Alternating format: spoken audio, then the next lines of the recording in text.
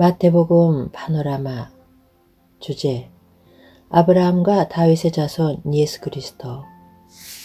마태복음은 신약 성경의 맨 앞에 놓여 있는 복음서입니다.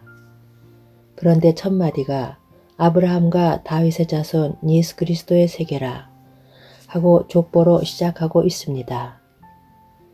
이는 마태복음의 기록 목적과 주제를 밝혀주는 중요한 근거가 됩니다.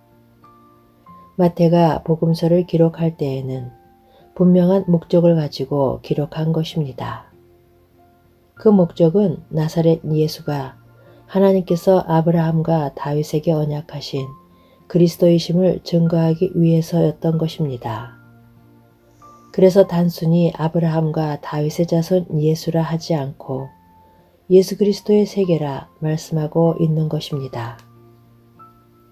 또한 복음서는 예수 그리스도의 오심만을 증거하고 있는 것이 아니라 아브라함에게 내 씨로 말미암아 천하 만민이 복을 얻으리라 언약하신 대로 죽으시고 다시 사심을 통해서 천하 만민에게 구원의 문이 열렸음을 증거하는 데까지 나아가고 있습니다. 이 점을 여러 선지서들의 예언을 인용하여 이 모든 일에 된 것은 주께서 선지자로 하신 말씀을 이루려 하심이니 하고 입증을 하고 있는 것입니다. 1장의 족보를 유의해 보면 아브라함에서 다윗까지, 다윗에서 바벨론 포로 때까지, 포로에서 그리스도라 칭하는 예수가 나시니라 하고 14대씩 세 부분으로 정리되어 있는 것을 보게 됩니다. 이렇게 하고 있는 의도는 분명합니다. 이 세 부분을 통해서 아브라함과 다윗과 예수를 부각시키기 위해서입니다. 아브라함과 다윗은 구속사의 산맥에 우뚝 솟은 두 거봉입니다.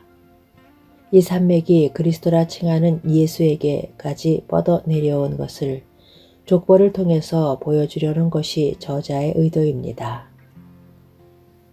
하나님께서 아브라함에게 내 씨로 말미암아 천하 만민이 복을 얻으리라 언약하시고 다윗에게 내가 내 몸에서 날 자식을 내 뒤에 세워 그 나라를 견고하게 하리라 하신 언약을 예수 그리스도로 성취하여 주셨음을 입증하기 위해서입니다.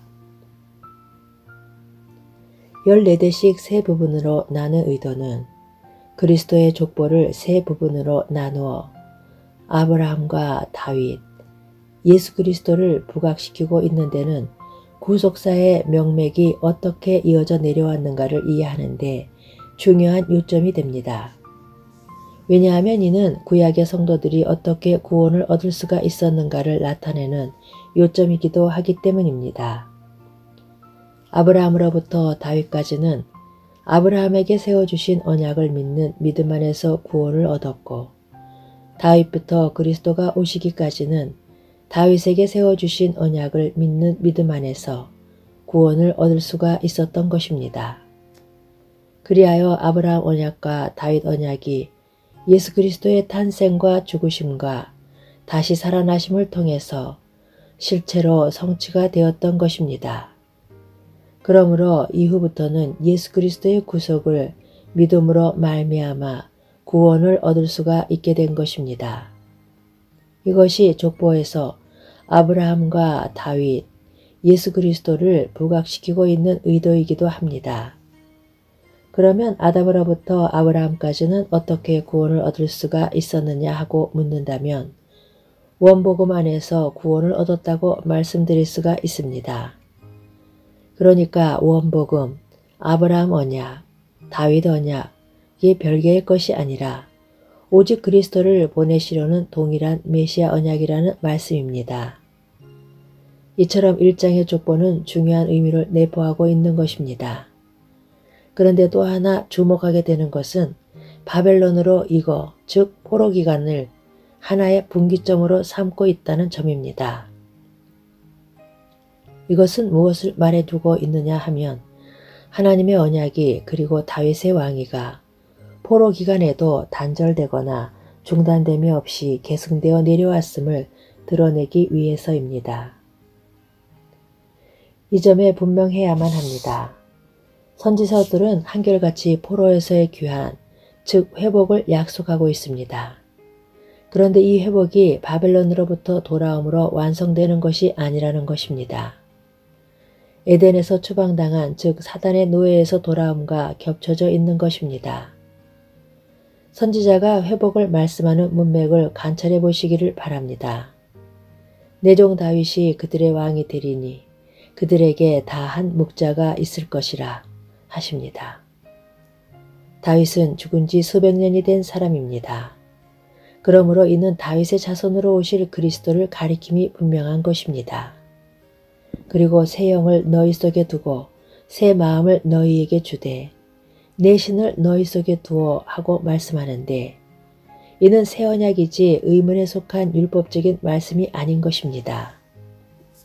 이는 바벨론으로부터 포로 귀환과 예수 그리스도를 통한 포로 귀환을 겹친 그림으로 제시하고 있는 것입니다. 그러므로 마태복음에는 구약의 인용이 130회 정도 나오고 이 모든 일이 된 것은 주께서 선지자로 하신 말씀을 이루려 하심이라 하는 논증도 12번 등장합니다. 그러므로 구약 성경의 중심 주제는 이 성경이 곧 내게 대하여 증거하는 것이로다 하신 그리스도요. 이 점을 구약 성경은 여러 부분과 여러 모양, 즉 언약과 예표와 모형, 그림자 등으로 계시해주고 있는 것입니다. 그래야만 나사렛 예수가 그리스도라는 점을 기록된 말씀을 들어서 입증할 수가 있기 때문입니다. 마태복음은 크게 두 부분으로 나누어집니다. 그 분기점은 주님께서 제자들에게 너희는 나를 누구라 하느냐 하고 물으신 16장 15절입니다.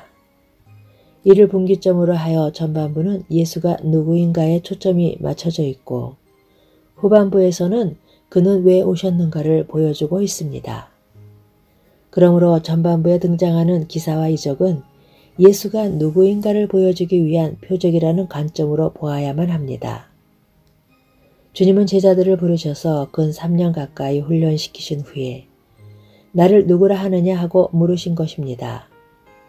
주는 그리스도시요 살아계신 하나님의 아들이시니이다 하는 고백을 드리신 후에야 이때로부터 예수 그리스도께서 자기가 예루살렘에 올라가 장로들과 대제사장들과 서기관들에게 많은 고난을 받고 죽임을 당하고 제3일에 살아나야 할 것을 제자들에게 비로소 가르치셨다.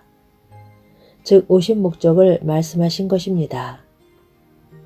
만일 제자들을 부르신 직후 제자들이 예수가 누구인가를 인식하기도 전에 너희는 나를 누구라 하느냐 하고 물으셨다면 뭐라고 답변을 했을 것일까? 또한 죽으실 것을 말씀했다면 그들은 다 물러갔을 것입니다. 그러므로 복음서의 두 주제는 예수가 누구이신가? 그리스도여 하나님의 아들이시니이다. 그분이 왜 오셨는가? 많은 사람의 대속물로 죽으시기 위해서 오셨다는 것으로 요약이 됩니다. 예루살렘에 올라가 많은 고난을 받고 죽임을 당하고 제3일에 살아나야 할 것을 제자들에게 비로소 가르치신 주님은 그 이후로 비장한 마음으로 예루살렘을 향하여 나아가고 계시는 것입니다. 보라, 우리가 예루살렘으로 올라가노니 인자가 대제사장과 서기관들에게 넘기움에 저희가 죽이기로 결단하고 이방인에게 넘겨주어 그를 능욕하며 채찍질하며 십자가에 못 박게 하리니 제3일에 살아나리라 하고 1차와 2차와 3차에 걸쳐서 말씀하십니다. 복음서에는 주님의 행적과 교훈과 기사이적 등이 등장합니다. 이런 것들을 단편적으로 다룬다면 복음서의 기록 목적을 이탈하는 것이 되고 복음서의 구조를 해체시키는 것이 되고 맙니다. 예수가 누구인가? 그는 왜 오셔야만 했는가? 하는 전체적인 구도에 입각해서 증거해야만 구속주 되시는 그리스도가 부각이 되어 기록 목적에 충실하게 되는 것입니다. 여기에 설교자들의 착각과 혼동이 있습니다. 복음서를 설교하면서도 복음서의 기록 목적과 구조를 망각한다면 그는 복음을 증거하고 있는 것이 아니라 교훈을 말하는 것이 된다는 말씀입니다. 왜냐하면 복음서는 주님의 탄생으로 시작하여 죽으시고 다시 사심을 증거하고 있는 한편의 증언 설교이기 때문입니다. 그러면 한 번에 마태복음을 다 전하라는 말인가? 그런 뜻이 아닙니다. 어느 부분을 설교하든지 본문이 놓여있는 좌표와 전체적인 맥락을 염두에 두고 전해야 된다는 말씀입니다. 만일 복음서를 산산조각이 난 유리조각처럼 취급한다면 그것은 복음이 아니라 교훈과 축복과 기사의적으로 둔갑을 하고 마는 것입니다. 그러므로 성경은 점들의 집합제가 아니라 선입니다. 오늘의 설교들이 성경을 구속사라는 선으로 보지 않고 교훈적인 점으로 접근하다 보니 복음을 해체시키는 결과를 가져오고 있는 것입니다. 이런 맥락에서 복음서에 등장하는 기사이적과 사도행전에 등장하는 기사와 이적은 그 의미가 전혀 다른 것입니다.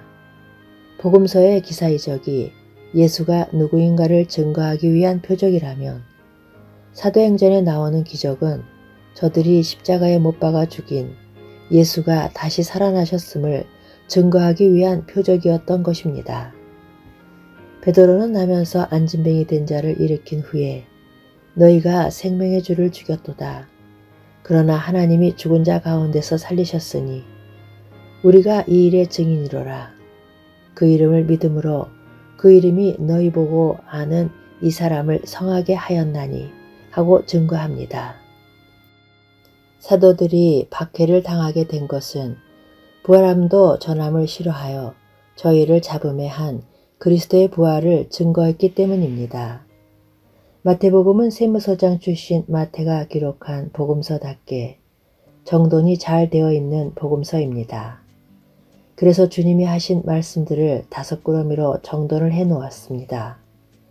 그리하여 말씀을 마치시고 하는 언급이 5번 등장합니다. 예수께서 이 말씀을 마치심에 무리들이 그 가르치심에 놀래니 합니다. 산상수훈을 마치신 것입니다. 예수께서 12제자에게 명하시기를 마치시고 즉 파송선교를 마치신 것입니다. 예수께서 이 모든 비유를 마치신 후에 즉 비유의 말씀을 마치신 것입니다. 예수께서 이 말씀을 마치시고 즉 가르치시기를 마치셨습니다. 마지막으로 26장 1절에서는 예수께서 이 말씀을 다 마치시고 합니다. 말씀을 다 마치셨다는 것입니다. 그러면 그 후에는 무엇이 오고 있는가? 주님은 말씀을 다 마치시고 무엇을 주셨는가? 이틀이 지나면 유월절이라 인자가 십자가에 못 박히기 위하여 팔리으리라 하고 자신을 주셨던 것입니다. 만일 교훈만을 주셨다면 주님은 철학자와 같은 선생이 되셨을 것이요. 기사이적만을 행하셨다면 신비주의자가 되셨을 것입니다. 주님은 자신을 주심으로 우리에게 생명을 주시는 구주가 되셨습니다. 또한 마태복음은 그리스도의 사역을 영적 출애굽으로 해석해주고 있습니다. 아기 예수가 헤롯의 음모를 피하여 애굽으로 내려간 것을 주께서 선지자로 말씀하신 바 애굽에서 내 아들을 불렀다 함을 이루려 하심이니라 하고 말씀합니다. 이는 호세아 11장 1절의 인용인데 이는 구약교회의 출애굽을 가리키는 말씀입니다.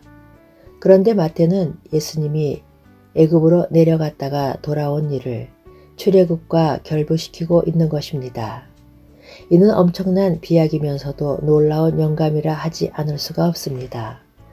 이런 논리는 주님을 개인으로 보고 있는 것이 아니라 신약교회의 머리 대표자로 보고 있기 때문에 가능한 것입니다. 다시 말하면 주님이 애굽으로 내려갔다가 올라오신 것을 신약교회 전체가 내려갔다가 올라온 것으로 보고 있다는 말씀입니다. 이는 그리스도의 구속사역이 영적 출애굽 사역임을 드러내기 위해서인 것입니다. 그렇습니다. 복음이 영적 출애굽 사건임이 주님께서 유월절 양이시라는 데에서 분명하게 드러납니다. 이 점이 산상수훈을 말씀하는 구조에서도 분명히 드러나는데 갈릴리와 데가볼리와 예루살렘과 유다와 요단강 건너편에서 허다한 무리가 쫓으니라. 예수께서 무리를 보시고 산에 올라가 앉으시니 제자들이 나온지라 입을 열어 가르쳐 가르사대 하는 구절은 마치 이스라엘 백성들을 애굽에서 불러내신 후에 시내산에서 십계명을 말씀하는 장면을 상기하게 합니다. 또한 주님은 요단강에서 세례를 받으심으로 홍해 도하를 성취하셨고 성령에 이끌려 광야에서 40일간 시험을 당하심으로 40년 동안의 광야 생활을 성취하셨던 것입니다. 예수 그리스도는 하나님의 백성들을 가나안으로 인도하여 들이실 영적 여호수아였던 것입니다. 그리고 가나안을 향한 대장정은 지금도 계속되고 있는 것입니다. 구약교회를 불기둥과 구름기둥으로 인도해 주심과 같이 신약교회를 성령께서 인도해 주십니다. 만나와 생수는 생명의 말씀으로 공급되고 있습니다. 볼지어다 내가 세상 끝날까지 너희와 항상 함께 있으리라 약속하십니다. 아멘.